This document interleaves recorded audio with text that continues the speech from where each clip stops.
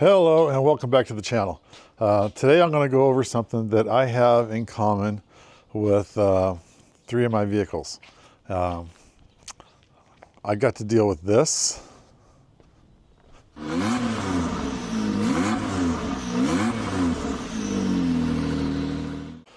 Hello everyone, welcome back to the channel. I am Dean and this is the Hoover Maneuvers channel, and I haven't reminded people for a while, where does Hoover Maneuvers come from? Well, that's a catchphrase that I got from my late brother Randy, and basically if you did something fancy or if you screwed something up and either way you came out with a positive outcome, he called that a Hoover maneuver. So that's kind of what I do on a almost a daily basis, but we have a lot of fun with it. So today I'm going to talk about something that I deal with on a weekly basis, and that has to do with the toys and how do I get them out to the places I'm going to ride. And it's not just the toys, I have other things too. So basically I have I have three different trailers. Here is trailer number one. It's my enclosed that most of the time I hold my side-by-sides in, especially if I'm going to be going somewhere overnight. Takes a 2 5/16 ball. Here's trailer number two. It's my 18-foot flatbed car hauler. It's relatively low in the front, takes a 2-inch ball. And here is trailer number three, my 14-foot dump trailer. Pretty heavy duty. Takes a 2 5/16 ball. Even with it in its lowest position, this thing's pretty tall. And depending on what I'm doing that day, I could be pulling either one of those trailers with any three of my vehicles. I got my Bronco Raptor, I got my ZR2, and I got my motorhome. So what's the issue? Well, the issue is when I'm going to pull a trailer, I've got to get my receiver hitch set up with a new ball, and I've got this one that's about 24 inches. And I've got this one that's about 20 inches. And I've got this one that's about 22 inches. So I have various height hitches, and actually this thing's up in the air right now. It's closer to about 18 inches. I just got it jacked up with I was working underneath the back of it. So various levels of hitch height that I'm dealing with. So consequently, I have to carry around several different slide-in receivers. Here are the main ones that I go back and forth with. And that's kind of cumbersome dealing with these because one, they're heavy, and two, where am I going to keep them all? Now, it's not just the different drop heights of each of these, but it's also the different balls. I have at least one trailer is a 2-inch ball. I have a couple other trailers. They're 2 5/16. This one's kind of handled with that, with the 2 5/16 and a 2. But if I need this drop, then I got to take the ball off and put a 2-inch ball on these. Or if I need this drop for another trailer, I got to take this 2-inch ball off and put a 2 5/16. That gets to be a real pain in the receiver, if you know what I mean. Not to mention that the combined weight of these is over 60 pounds. So there's a lot of variations. I got different ball sizes, I got different hitch heights, and I have different trailers I'm dealing with. So in comes a solution that I've been eyeballing for a while, and honestly I didn't think I really needed it. Yeah, I needed adjustable height hitch. This is from Waist Safe Hitches. By the way, this one only weighs 16 pounds, including both balls, 2 5/16, 2-inch, and I'll show you how I change those up in a minute. But, you know, there's a number of different manufacturers that have different height hitches here. And what they don't have is they don't have a scale on it. Why do you need a scale? That just makes the hitch more expensive. Well, I was of that same thinking too, because I had, I would just load up a car or something and I'd watch the tow vehicle, and when the tow vehicle would start to dip down, then I knew I had enough hitch weight, good to go. I'm going to show you something here in a bit why that situation doesn't always work. I'm going to show you how you can change the different configurations on this hitch. So I've got it in this lowest setting. This particular hitch is an 8-inch drop, and that gives me a lot of variations. I do need an 8-inch drop for the Bronco, but if I don't need an 8-inch drop on all my vehicles, so I can bring it up and do a 7-inch drop, 6-inch drop, 5-inch drop. Obviously, there are different height levels, and they're all about an inch apart. That makes it great. Now, the motorhome, I need about a 0-inch drop, but if I leave this on here and I put it at 0, then I got all this metal hanging down below. What do I do about that? I just go this way.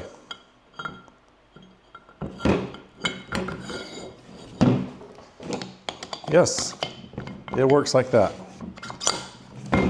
So I can have 0 drop and just have all the extra sticking out the top right there. That's going to work out very convenient.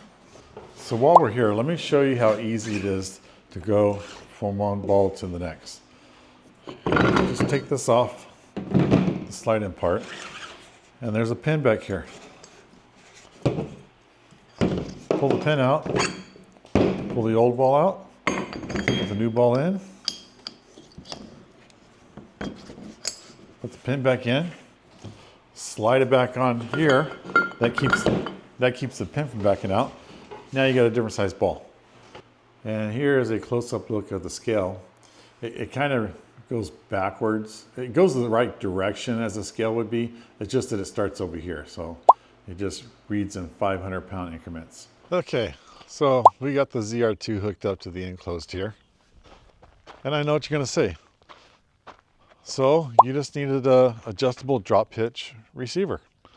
Okay, yeah, that would take care of some things, but let's get into why you need one that shows you a scale. Looks like we're sitting about 600 pounds. So this trailer, when it's fully loaded with a side-by-side in it and about 6 5-gallon cans full of fuel, it's about 6,500 pounds. I took it down and had it weighed. So 600 pounds, 6,500 pound trailer, 10%, that's about right. Problem is, we're not loaded right now. We're pretty empty. Yeah, I got stuff in here, but this is what I had going on. This trailer was super heavy on the front, so when I would put a car in here, I would keep the car parked close to the rear, so it would balance out the weight. But you know what? Sometimes I pull this trailer without the car in it. I'm just hauling light stuff. So what I did was, to keep the weight from being so heavy on the tongue, I moved a few things to the back, like the spare tire and the jack here. And I had a couple more things up here that I just took out completely. So before I got the Way Safe hitch, I moved weight to the back of the enclosed, and I parked my car in here in the normal position. Why? Because I couldn't see the truck dip whenever I pulled in or anything. And I could tell there was weight on the truck. It did go down some. But here's what happened. I live in the foothills. My driveway goes way down and way up. You know what else goes way down and way up? Is the roads around here. So I took off with my newly adjusted weighted trailer, weight in the back, side by side in the back, and going down the road, and my truck just starts whipping. And I said, that can't be. Why is it whipping? Well, obviously I didn't have enough weight on the tongue. Had a lot of weight in the trailer, but when the trailer tips forward and aft, it changes the weight bias on the hitch itself. Great. So I found myself in a situation where I came to the other side and decided that if I had a scale on my hitch, that would be a big help. Because then I could be mindful of how much weight's on the front, how little weight's on the front, and adjust things accordingly. So he said, well, just adjust your car back and forth, and that'll change your weight bias, and that should take care of everything. Well, yeah, when the trailer's fully loaded, but again, I'm not always pulling it fully loaded. So when I'm not hauling a car in here, I still want this thing to basically be kind of balanced out. Without the way safe hitch, I didn't know how much weight's on the front. Yeah, I could have used a jack stand, put it on a bathroom scale, but you know, that doesn't work. It doesn't go high enough. So what I can do now that I have a scale is now I can take this thing when it's basically empty like it is, and I can adjust some things that are here so that I can actually pull this with my Bronco or whatever else and not have such a heavy tongue weight without a car in here. So that's what I'm kind of working on next, is I have the scale.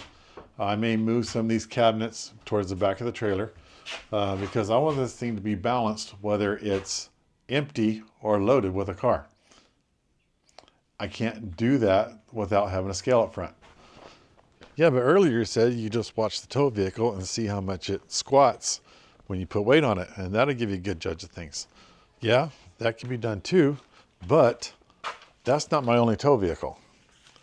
This is my other tow vehicle. And guess what? It's got heavy duty suspension. And not only that, it has air ride suspension. So when I put weight on this hitch back here, whether I put 250 pounds or 1,000 pounds on this hitch, it's not going to change the ride height. I know it's kind of funny right now because I'm doing stuff with it. But I won't be able to watch the weight bias on this tow vehicle whenever I change the weight in the trailer to get an idea. It's not going to change. So, weight safe hitches. You know, I didn't used to buy into it all that much. Yeah, I always wanted one. I didn't think it was a need. But now, for me, it's a need. I want to know what that tongue weight is. With the car hauler, it's in the wide open. I can watch the weight bias as it changes on the tow vehicle, but that's not going to happen on the motorhome. Motorhome's not going to squat. The enclosed, now I can play around with it being empty and move my cabinets around or whatever till I get the right weight bias. And then when I load my car in there, all I got to do is center it over the axles and the weight bias should stay the same. The whole thing will get heavier, but I'll still get my 10 to 15% on the tongue. And did you know you could stow it away like this too? So yeah, this is a must for me. I recommend others use it too. I like this kit. It comes with the hitch pin lock, keyed lock. This is keyed lock. And then you end up with enough keys, you can spread it amongst 3 vehicles like I am. It replaces over 60 pounds of hitches, and that doesn't include the extra balls that I don't have here. So yeah, works great for me. I look forward to being able to balance my trailer appropriately, and then when I want to add things later on, like put extra weight in there with tools or more toys, I can keep an eye on things because I have some trails that I go to that are only an hour away, but I have some other trails I go to that are 20 hours away. So I want to know this thing is safe going down the road. Please like, comment, subscribe, share with your friends, and we'll see you on the next